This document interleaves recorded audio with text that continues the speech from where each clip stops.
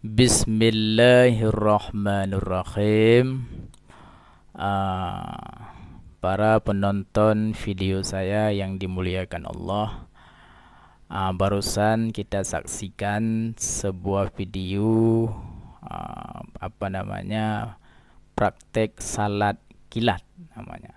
Salat tarawih kilat yang luar biasa cepatnya. Nah, ini sedang viral dalam bulan Ramadan, bahkan setiap tahun bulan puasa, sehingga banyak para orang berbicara apakah salat mereka itu sah atau tidak sah secara hukum fikih. Nah, berkaitan dengan video ini juga ada seorang mahasiswa bertanya kepada saya, apakah salat mereka itu Ustaz sah atau tidak sah. Nah, jadi saya sebelum menjawab sah atau tidak sah, saya ingin melihat dulu dalam hal-hal yang membatalkan salat itu ada berapa. Ternyata yang membatalkan salat itu ada 20 perkara. Ini sudah saya rangkum, saya baca satu persatu. Yang pertama, berniat memutuskan salat. Yang kedua, ragu-ragu bahwa telah memutuskan salat. Yang ketiga, banyak bergerak secara berturut-turut dengan tiada uzur, seperti bergerak 3 langkah berturut-turut. Yang keempat, berbicara sekurangnya 2 huruf. Yang kelima, terjadi sesuatu yang membatalkan puasa, karena setiap yang membatalkan puasa adalah membatalkan salat. Yang keenam, menambah rukun salat dengan sengaja. Yang ketujuh, mengiktikadkan, meyakini hukumnya sunat akan sesuatu hukum yang fardu dalam salat. Yang kedelapan, keluar hadas. Yang kesembilan, ragu terhadap niat salat dan sesuatu syarat-syarat salat. Yang kesepuluh, terbuka aurat.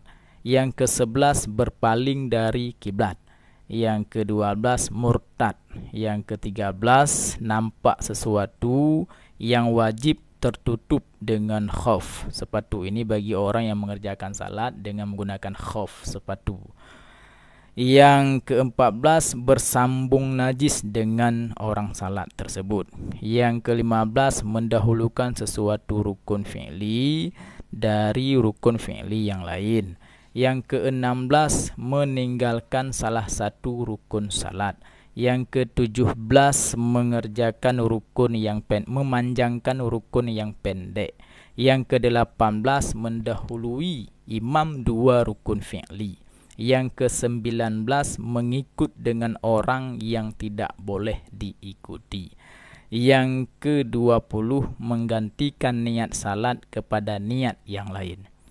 Jadi dari 20 yang membatalkan salat ini, setelah saya cek, ternyata kemungkinan bisa terjadi hanya yang nomor 16 saja pada orang yang mengerjakan salat tarawih kilat tersebut, yaitu meninggalkan salah satu rukun salat. Apa itu? Yaitu tumak-ninah.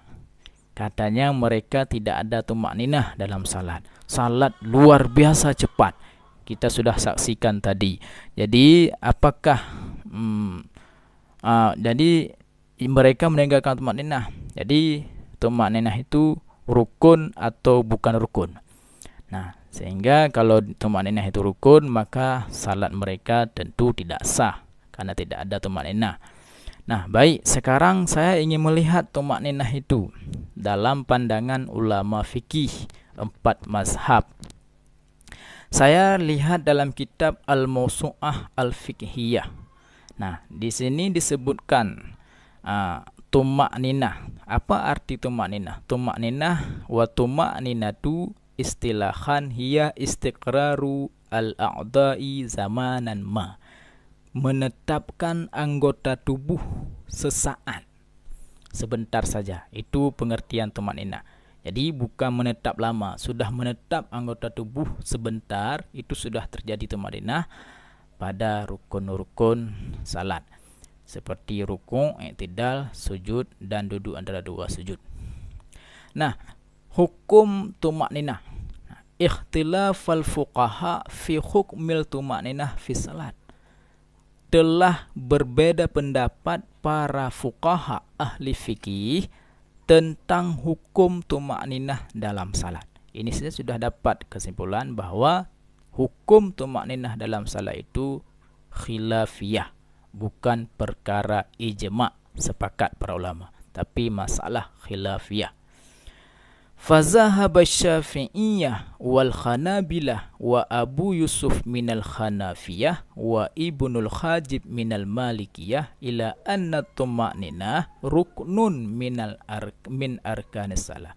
Maka telah berpendapat para semua ulama Syafi'iyah dan semua ulama Hanabilah mazhab Hambali dan Abu Yusuf daripada mazhab Hanafi dan Ibnu Khajib dari mazhab Maliki bahwa tuma'ninah itu adalah satu rukun daripada rukun-rukun salat.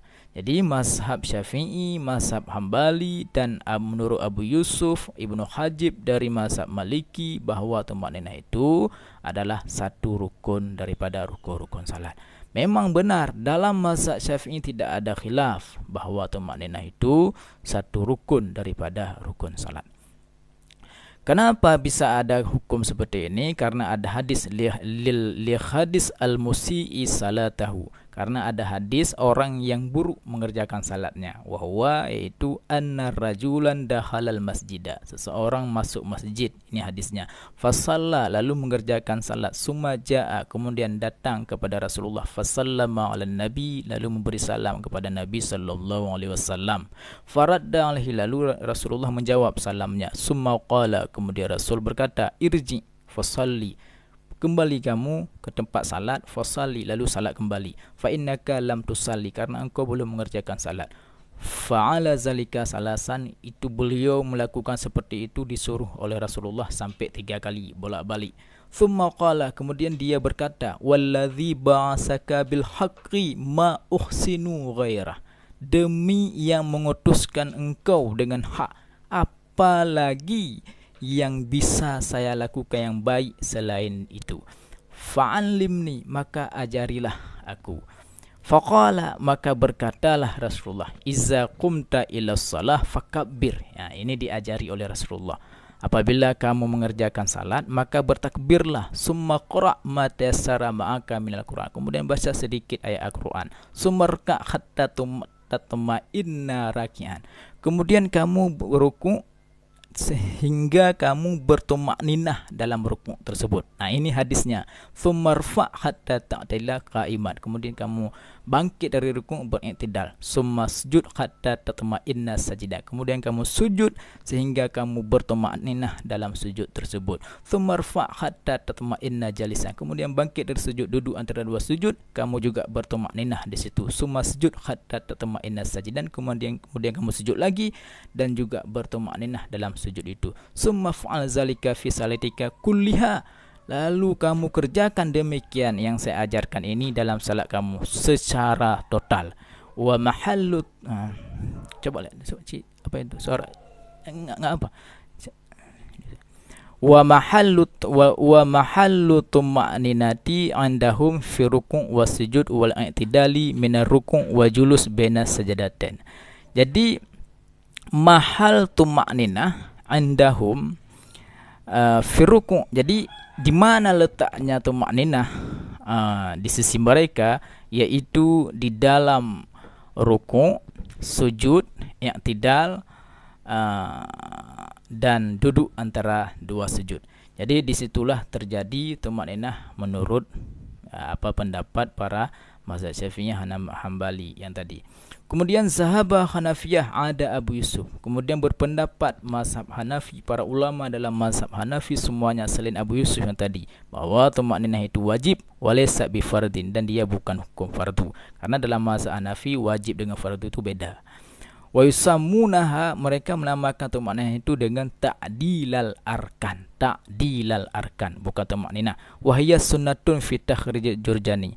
Tumakninah ini hukumnya sunat dalam mazhab Hanafi menurut yang ditakhrijkan oleh Syekh Jurjani. Wasahih wujub, tapi yang lebih benar adalah wajib, bukan sunat. Wa huwa takhrijul Karhi. Ini adalah takhrij Karhi. Qala Ibnu Abdin, berkata Ibnu Abdin, ulama besar dalam mazhab Hanafi, hatta tajiba sajadat tasahwi bi tarkihi. Sehingga kalau lupa tumakninah wajib 2 sujud sahwi. Wa mahalu ta'dil indahum fi ruku' wa sujud. Di mana letaknya tumakninah menurut mazhab Hanafi, yaitu dalam ruku', dalam sujud. Wahtara ba'dul Hanafiyah wujub ta'dilah fi rafi' min ar-ruku' wajib baina sajdin aidan.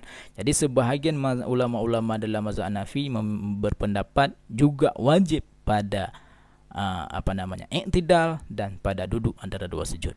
Nah, ini menurut mazhab Hanafi. Wa 'indal Malikiyah, di sisi para ulama-ulama dalam mazhab Maliki tentang hukum tumakninah khilaf. Ini berbeda dalam mazhab Maliki, berbeda pendapat tentang tumakninah itu wajib atau sunat. Qala Dusuqi, berkata Imam Dusuqi, al-qawlu bi fardiyatiha sahahahu Ibnul Hajib. Pendapat tentang wajibnya tumakninah dalam mazhab Maliki adalah disahihkan oleh Ibnul Hajib. Wa masyhur, tetapi yang masyhur, pendapat yang masyhur dalam mazhab Maliki bahwa tumakninah itu sunat. Nah, ini pendapat yang kuat dalam mazhab Maliki bahwa tumakninah itu hukumnya sunat, bukan wajib. Jadi oleh karena demikian, para penonton yang dimuliakan Allah semuanya, bahwa kesimpulannya tumakninah ini khilafiyah, bukan masalah ijma' dalam ulama dalam fikih mazhab 4. Kecuali dalam mazhab Syafi'i, ini memang benar, tidak ada khilaf, semua menyatakan tumakninah itu satu rukun daripada rukun salat. Oleh karena demikian, saya tidak menyatakan tidak menjawab salat mereka itu tidak sah. Cuman jawaban saya adalah jangan kita meniru, jangan kita mencontohi, jangan kita mempraktekkan seperti praktek mereka dalam mengerjakan salat tarawih. Karena menurut saya praktek mereka itu adalah salah satu daripada adegan yang berbahaya, yang artinya yang berbahaya ditiru. Maka oleh karena itu, ini cukup bagi mereka saja melakukan salat seperti itu. Kita selain mereka, selain kelompok mereka, jangan coba-coba meniru, karena itu merupakan salah satu, karena lagi pula menurut satu wawancara dari guru mereka, saya pernah mendengar juga bahwa mereka itu mempraktekkan salat tarawih seperti demikian sudah turun-temurun dari guru-guru mereka, sudah temurun-temurun seperti itu. Dan ternyata di situ juga ada orang alim-alim. Nah, maka jawaban saya mungkin seperti demikian. Agar dapat dimaklumi apa jawaban saya, jangan ditiru praktek itu. Biar saja mereka seperti itu. Nah, semoga dapat dipahami dan dapat dimengerti apa yang saya jawab. Wallahu a'lam bissawab, wabillahi taufiq wal hidayah. Assalamualaikum warahmatullahi wabarakatuh.